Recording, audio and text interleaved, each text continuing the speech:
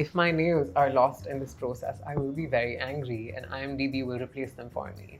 You see what it's like to be young and queer. And the fact that it came to me from my mom, I think that's even cooler. I was actually in boys' hostel. I was 18 or 19 at the time when I watched this for the first time. I may have had a crush on Jay Gyllenhaal also. You're telling me that Indian entertainment came up with queer films before I was born? Hi, I'm Trinetra, an actor and doctor.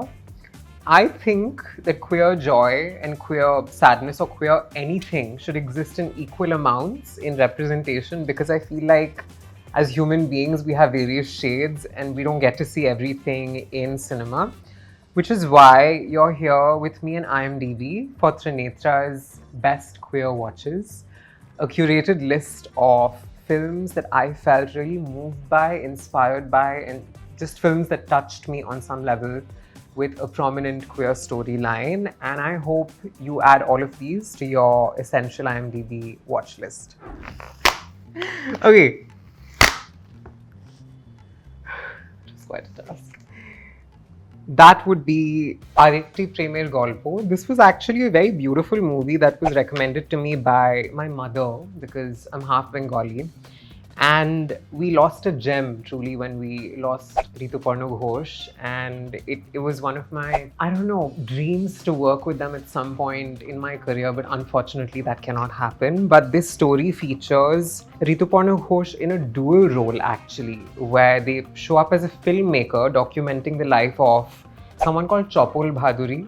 And Chopol Bhaduri used to be queer theatre artist who only played female roles at a time that women were not allowed to perform. It kind of really hit close to home because when queerness comes to you in your mother tongue or in a language that you understand and you're able to watch it with your family, I think that's really beautiful. It's also about longing, it's about desire and intimacy and performance and also Bengali history. So all of that put together just made it very beautiful. And the fact that it came to me from my mom, I think that's even cooler. Next on this list, we have Margarita with a Straw, one of my favorite queer Indian movies. And I honestly think one of Kalki's best performances. When I watched this movie and then got to know that I would do Made in Heaven and she would be in it, it blew my mind. This story, it's so tender, and you see bisexuality and you see disability in a way that's not like, the gaze is not pity, it's not sympathy. You see someone with agency, with a lot of intelligence, really own her own life, and in a way that's very flawed and very human. Kalki's performance was extraordinary, right? Like, it just made me such a big fan. And when I was on set with her, I remember recalling Margarita with a Straw and just feeling so nervous because I was like, oh my god, it's her on set. The chemistry between Kalki and Shayoni, also one of my favorite actresses, was so cool. It's very rare to see that kind of thing in Indian entertainment, and it was just a treat and a delight. Just letting you know. There we go. This is extremely close to my heart. It's called Love, but it's spelled Loev. It's a very ordinary, beautiful story between men just navigating a very complicated relationship in Indian society, which is often how queer lives are. We have the same amount of insecurity and uncertainty and desire and longing and confusion. It's just masked in layers of vulnerability and just ostracism. And I think that's exactly what you see. You see two human beings just trying to be in love and figuring it out. Okay. If my nails are lost in this process, I will be very angry and IMDb will replace them for me. The next on this list is Brokeback Mountain. It's a classic. I think everyone that likes queer cinema has heard of it. It's visually just beautiful if you watch it. It's just mountains and two people in different circumstances of their life trying to figure out, I think in the 60s in America, how to navigate being a man but also queer at the same time. There's something very raw about how they're trying to be men, right? They're trying to be strong, they're trying to be responsible family people, they're trying to be husbands, and just the weight of what society expects of a man, but at the same time they have this love that you just know will never be fulfilled. It'll never happen. Even without the vocabulary that we have today of LGBTQ, the movie doesn't need any of that. It doesn't try to use any of that. It's just raw sexuality and how it plays out in a very homophobic society. I may have had a crush on Jake Gyllenhaal also because he's so cute and he's got this earnest, tender face, and you just can't help but fall in love with it. While on the other hand, Heath Ledger is the more rugged, masculine one in the movie, right? Did you get that? Next, we have Portrait of a Lady on Fire. It literally feels like a painting from start to finish. The story is essentially about two women, right? Heloise and Marianne. Heloise is about to get married, and Marianne is a painter, and she's sort of come to paint Marianne, who's very reluctant to getting painted because that's part of the process. But what you don't realize is it's both women trying to find emancipation and freedom in their own lives, and they discover that through the intimacy that they share in this painting process, which to me is fascinating because I love to paint. Just to see, again, the impossibility of romance between two people and how this will never work and this will never be allowed. It's not even the dialogue that hits hard. It's so much of the movie is them just looking at each other. It's them just being silent. And I think it's beautiful to just see how that plays out. It's a painting that you should watch. It's beautiful. I think one of my favorite scenes in the movie is the bonfire, where you see a number of emancipated women just get together and sing. And I think the line that they're singing, it literally translates to, "I cannot flee." And that says so much about all of the women in the movie, both the protagonists and also the caretaker of the house, who isn't queer, right? But she's pregnant, and they're trying all of these ways for her to have an abortion, which is so disturbing to watch because it's clearly not medicine. It's not, it's barbaric even. Next on this list, we have The Normal Heart. Now, this for me is very personal because as a doctor, you read about the history of HIV/AIDS, you kind of learn about it. So as a queer person, you kind of grow up with this idea that being gay or being queer means that you'll be diseased in some way, and that's this image that people have that you will catch a disease, and it comes from history, and there is a history there. And when HIV/AIDS kind of broke out in the 80s, there was an entire generation of men, largely gay men, but then also eventually other people of other orientations who were dropping dead like flies, right? Like people who were dying in thousands, and no one wanted to do a damn thing about it because it was seen as a gay disease. In fact, this is trivia, HIV used to be called GRID at one point, gay-related immune disease. So it literally had the word gay in it, and that's what people thought it was supposed to be. And Julia Roberts plays the doctor in the movie, which I think is one of my favorite parts of the movie, and she has this scathing monologue, which I think it's beautiful. You should watch it because I think it represents the anger of every single queer person or queer doctor even who's had to deal with prejudice, right, when it exists so institutionally. Okay, one clean swipe finally. Okay. So next on this list we have Call Me By Your Name, which I think is one of my favorite movies of all time for so many reasons, right? Firstly, because it just feels like a summer dream is how I like to think of a movie. It's yellow. Like the movie just reminds me of the color yellow. I don't know why. And it introduced me to Sufjan Stevens. Had never listened to Sufjan Stevens before. But beyond all of that, you see what it's like to be young and queer. Love and this intimacy will not last, and it's only this long. And I think that's a recurring theme in so many queer films. But here it's literally one summer long, and everybody knows this, right?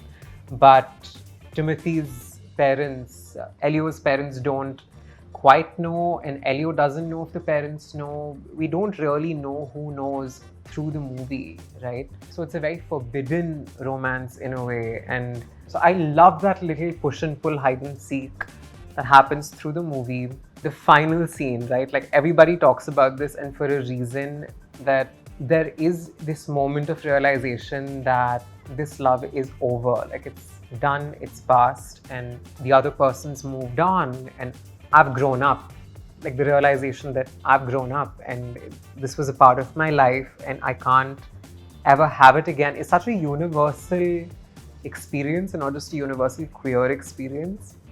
And that playing to Sufjan Stevens is just peak queer cinema right there.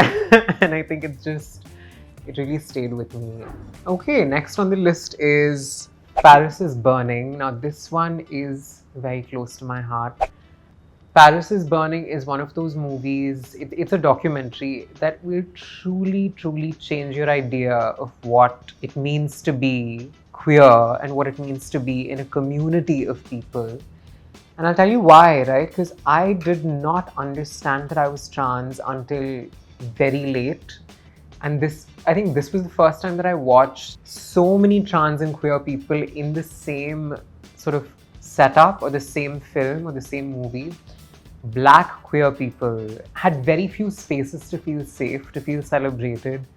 And that is where ballroom culture came into existence, which was a space where you could dance and sing and vogue and walk. These communities called houses would form, very similar to gharanas in India, right? Where you have a mother figure and you have children in the house, but it's not a biological relationship. It's a very spiritual parent-child relationship because you've been disowned, you've been thrown out. So where do you find that sort of support and that sort of guidance? And it ends up happening through a house, right? And then these houses would perform and challenge each other and win. And there is this one scene towards the end of the movie where there's two trans women and they're on the beach and they're in swimwear, and very candidly one of them says, you know, I've had my surgery, I've undergone this, I've undergone that, and I'm a complete woman. And she says, I'm a full and total complete woman, and I'm as free as the wind, right? And it was such a beautiful waking up moment for me. So yeah, I will always cherish. Then coming to, oh my God, I cannot talk about this movie enough, I think. So Joyland is essentially a story of several people in a middle-class household in Pakistan, and how, you know, the youngest son in the family needs to man up and he needs to really be what society is expecting of him. But he's fallen in love with a trans woman, Biba, who is this feisty, full of life, full of fire kind of woman who does not take shit from people.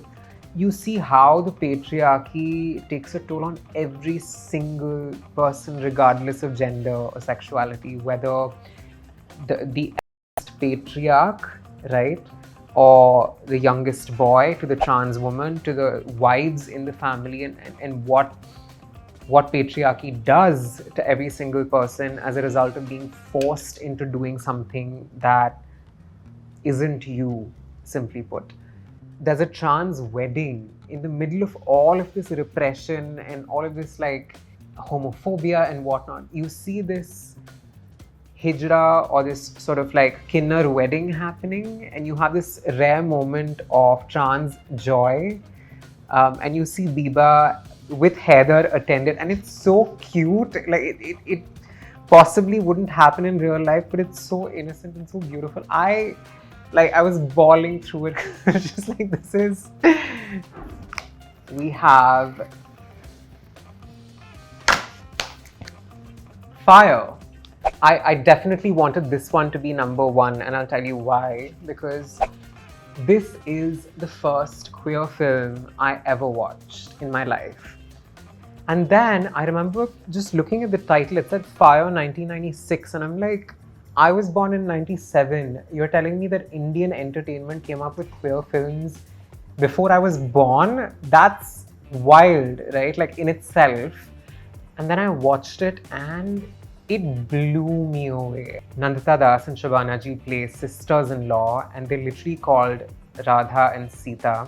You see how these two women in their marriages, extremely unhappy, without love, discover queerness through each other and find a way of keeping it alive. And it's in such stark contrast to everything else that's happening around it. I think it's beautiful. And that's why I love Fire and Joyland side by side, because I feel like you see what it's like in Indian and Pakistani families, or in the Indian subcontinent, what it's like for queer people to exist while being burdened by what society expects. When I was in college, we tried to start a queer club and it would not get support. Like, no professor, no university was willing to back it, put money into it to help out in any way. And so we found this one empty classroom, called a bunch of people and screened it. We screened Fire in medical school, extremely illegally, like against a bunch of rules. And I remember there is this scene where Nandita Das is slapped by her husband, and she slaps him back almost immediately, right? The whole room of like medical students, they just erupted in laughter and cheering, and it made me so happy to just know that this movie has resonance in a profession as conservative as medicine still. So that, I think, will always be very close to me. I think what I'd like to take away is that if we as a country can create that kind of storytelling in 1996, then it's only impetus for filmmakers in 2025 to be bold and brave with their storytelling. No matter what's happening in the outside world, that at the end of the day, if you have a story to tell, it will find a way to tell itself, right? And please be the medium through which the story tells itself. And I think this list is testament to the fact that people have done it across the globe, and I think we shouldn't stop. And 2025 is a great time to be doing it. So those were my best queer watches. I really hope you enjoyed this, and I really hope you enjoy watching every single one of these movies, because I really enjoyed curating this. And there's of course so many more movies out there, but this is a great place to start, and it brings together queer joy, longing, desire, and just a bunch of very human emotions together. And you will find yourself crying a whole bunch, and that's healthy and normal. So please be ready. Go ahead, feel all of your feelings, and don't stop believing in queer storytelling.